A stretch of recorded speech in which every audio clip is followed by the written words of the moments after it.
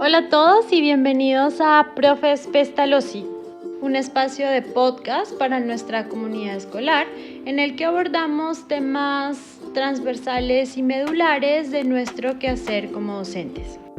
Esta temporada nos hemos ocupado de entender qué significa y cuáles son las implicaciones y los desafíos de la educación inclusiva. En el capítulo anterior hablamos acerca del TDA y TDAH y en esta oportunidad, el día de hoy, hablaremos acerca de la discapacidad intelectual. Comencemos.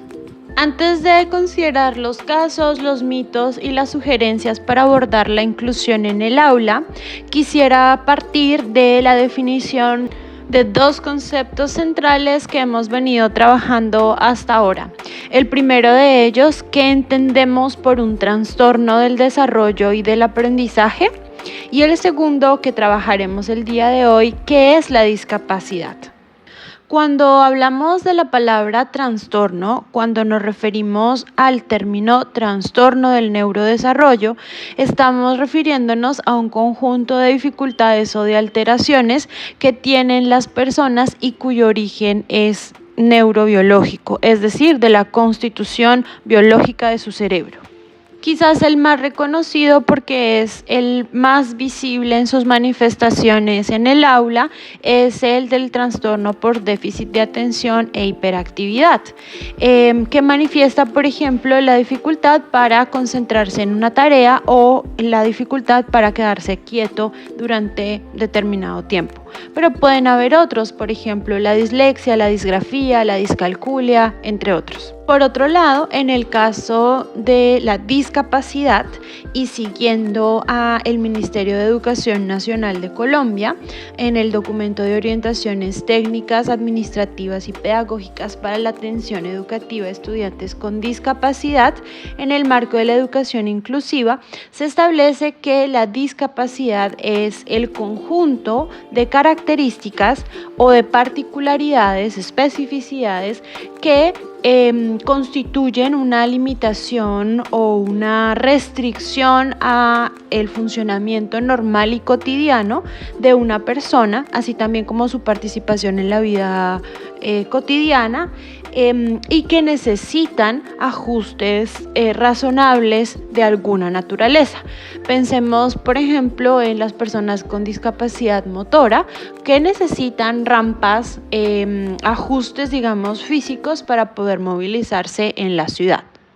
Entonces, cuando hablamos de trastornos como el del TDAH, debemos reconocer que tienen una naturaleza o que tienen una diferencia muy importante con la discapacidad,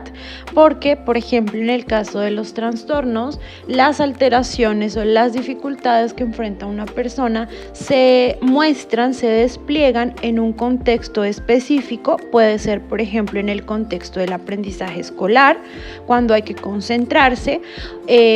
o en el momento en el que hay que escribir un texto y el niño invierte las letras o las palabras o los números,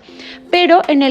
mientras que en el caso de la discapacidad, esa situación que limita o condiciona al individuo está presente en todos los ámbitos de su vida, independientemente del momento en el que tenga que poner en juego, por ejemplo, la capacidad del lenguaje. La Organización Mundial de la Salud, en el documento sobre la clasificación internacional del funcionamiento de la discapacidad y la salud, establece una tipología o clasificación de las diferentes discapacidades. En realidad nos propone que hablemos de discapacidades más que de discapacidad, por la multiplicidad de circunstancias o dificultades que presentan las personas. La primera de ellas fue una de la que hablamos en nuestro primer capítulo, que son los trastornos del espectro autista. Recordemos que decíamos que en mayor o menor medida puede afectar el desarrollo del lenguaje, las habilidades comunicativas o la capacidad de interacción social.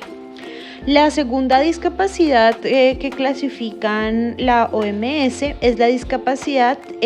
sensorial. Puede ser por la afectación auditiva, visual, la sordoceguera, los trastornos permanentes de voz y habla o la discapacidad física, que refiere a las personas que por distintas condiciones o bien de nacimiento o algún incidente a lo largo de la vida han modificado su corporalidad. En este documento se plantea también la discapacidad sistémica por alguna situación de salud que le impide al niño llevar una vida normal, asistir a la escuela. Puede ser, por ejemplo, niños pacientes oncológicos pediátricos. Para el caso de la discapacidad intelectual, debemos tener presente el giro que se ha dado en su conceptualización, porque una persona con discapacidad intelectual debe definirse más bien desde sus potencialidades, desde los aspectos del contexto que le puedan facilitar la integración y el desarrollo pleno de sus potencialidades, de sus capacidades, considerando todos aquellos ajustes que le permitan desarrollarse en la mayor capacidad posible. Para poder establecer que una persona corresponde a la definición de discapacidad intelectual o que se encuentra dentro de la conceptualización de discapacidad intelectual, tenemos que tener en cuenta 5 premisas. La primera de ellas es que podamos comparar las habilidades, las capacidades de un individuo respecto de los compañeros de la misma edad y que tengan o que compartan el mismo contexto cultural. En segundo lugar, que se tenga presente la diversidad lingüística y cultural de todas las personas en los procesos de caracterización y evaluación de los individuos que tienen o que se supone tienen discapacidad intelectual. En tercer lugar, reconocer todas las capacidades y todas las potencialidades que tienen las personas con discapacidad intelectual. Esto me parece sumamente lindo e inspirador porque lo que nos invita a pensar es en qué sí puede hacer una persona y no concentrarnos en aquello que no puede hacer una persona. Eso nos invita además al desarrollo de las capacidades, al disfrute de la vida desde otros ámbitos diferentes al académico o al de tareas puntuales. Invita además a pensar en un ser humano que se desarrolla de forma mucho más completa, de mucho más holística y que no se restringe a un solo ámbito de la vida. La premisa 4 nos pide caracterizar a todos los estudiantes que tengan discapacidad intelectual porque esta caracterización nos permite identificar cuáles van a ser los apoyos o los ajustes que precisan según sus propias particularidades. Recordemos que en las discapacidades se habla justamente de discapacidades por la multiplicidad de manifestaciones que tienen, aun cuando se clasifican en discapacidad intelectual o discapacidad motora. Somos un todo que se ve influido por las dificultades físicas o por las dificultades intelectuales que presentemos. Finalmente, la premisa número 5 nos invita a que podamos mantener metas y que podamos plantear metas para el trabajo continuo con estos niños, con estos estudiantes, porque se supone que los niños deben sentir también que tienen logros y que pueden mantenerlos en el tiempo. Asunto que me parece supremamente importante porque refuerza, digamos, la autoestima y la sensación de poder, ¿no? De superación. Como vemos, la definición de discapacidad intelectual entonces ha tenido un giro porque antiguamente se consideraba que un indicador muy importante era el del cociente intelectual. que aunque es muy importante porque es uno de los insumos que permite identificar o caracterizar al individuo, solamente lo hace desde el punto de vista, digamos, intelectual, de la capacidad o incapacidad que tenga una persona para desempeñarse en una tarea, pero que no permite determinar completamente el funcionamiento de una persona en diferentes ámbitos de la vida, solamente a caracterizar el funcionamiento cognitivo del estudiante en nuestro caso, de tal manera que, aunque es muy importante el cociente intelectual, es solamente, recordemos, un elemento más que nos permite caracterizar a este niño que tenemos en nuestras aulas. Es sumamente importante destacar que las causas de este tipo de trastorno son muy difíciles de establecer, de hecho no se conoce su origen, y pueden ser de variado origen, cromosómicas, genéticas, de origen metabólico, de consumo de sustancias tóxicas o de infecciones, entre muchas otras posibilidades. Así pues, vemos cómo quizás uno de los retos más difíciles que tienen los padres y las familias que precisan apoyos por tener discapacidad intelectual es el prejuicio. Las personas que nacen con alguna discapacidad intelectual tienen que luchar a lo largo de su vida con el prejuicio social sobre el origen de su condición. Y menciono la palabra condición porque tendríamos que entender a la discapacidad intelectual como una condición que, recibiendo los apoyos y los ajustes apropiados,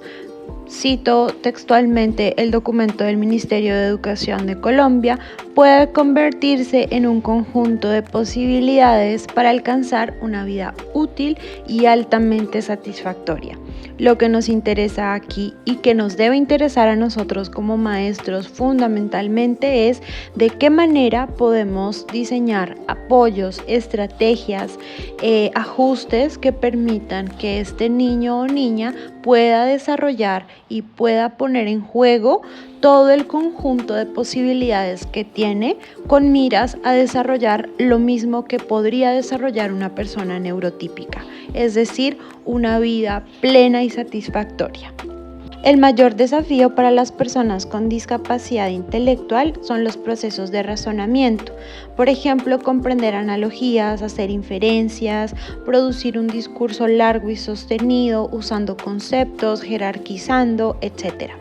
Sin embargo, para conseguir esos procesos de razonamiento se pueden hacer ajustes y adaptaciones en otros niveles. Por ejemplo, en el nivel de la memoria, de la atención, en el desarrollo de habilidades del lenguaje, en el desarrollo de funciones ejecutivas, por ejemplo, de planeación de tiempos, que combinados pueden permitir al estudiante lograr procesos de razonamiento que pueden ser muy complejos. Por tanto, como profesores es fundamental que podamos diseñar tareas que sean breves en el tiempo, pero que sean atractivas y motivadoras, de tal manera que el niño tenga el deseo y la emoción de querer hacer las cosas, pero que al mismo tiempo contribuyan, por ejemplo, al fortalecimiento de habilidades de concentración, aunque sea por un pequeño corto de tiempo. Asimismo, una de las características que como profes tenemos que considerar es que las aulas que tienen inclusión con niños de discapacidad intelectual son aulas que se enriquecen muchísimo, porque además desarrollamos habilidades sociales y los niños neurotípicos o los niños con otro tipo de diagnóstico se benefician muchísimo de las habilidades sociales y comunicativas que desarrollan sus compañeros con discapacidad intelectual. Se trata aquí de promover junto con nuestros estudiantes esta premisa que hemos estado trabajando en los últimos episodios de dime cómo enseñas y te diré qué tipo de sociedad construyes. De nuevo, si estamos promoviendo valores como la democracia, como la participación, como la inclusión de la diferencia, como la contribución y el desarrollo de las potencialidades de muchos sujetos diversos elementos dentro del espacio escolar,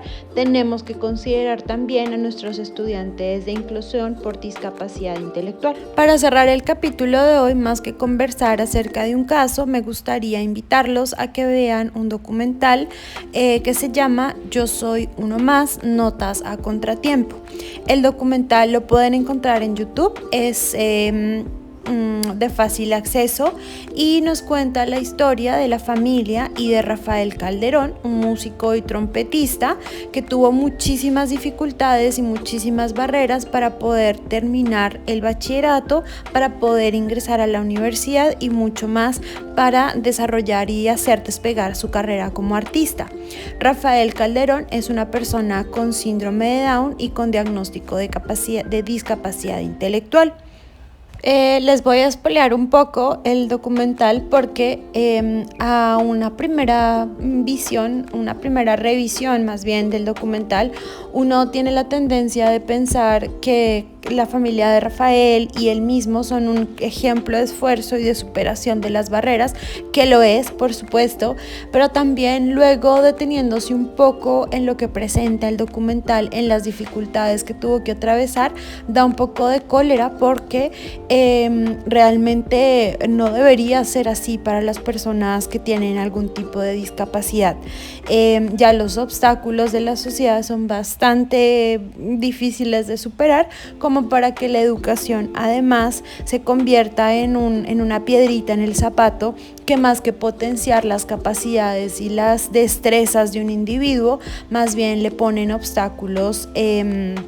retrasándolo incluso de las capacidades o de las posibilidades que pudo desarrollar al mismo ritmo quizás de sus compañeros o incluso con un ritmo diferente, en muy buena medida porque los profesores no tenían la posibilidad o no sabían cómo actuar ante una persona no neurotípica, como en el caso de la discapacidad intelectual que presenta Rafael. De todas maneras, les anticipo, Rafael y su familia son realmente para quitarse el sombrero, para aprender muchísimo de ellos, pero de nuevo insistir en las dificultades que tiene que atravesar una familia para lograr superar los diferentes momentos de escolaridad